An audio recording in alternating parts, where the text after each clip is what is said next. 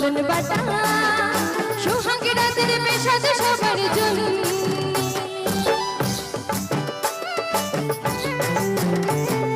নাস্তা কাটা পানির বাটা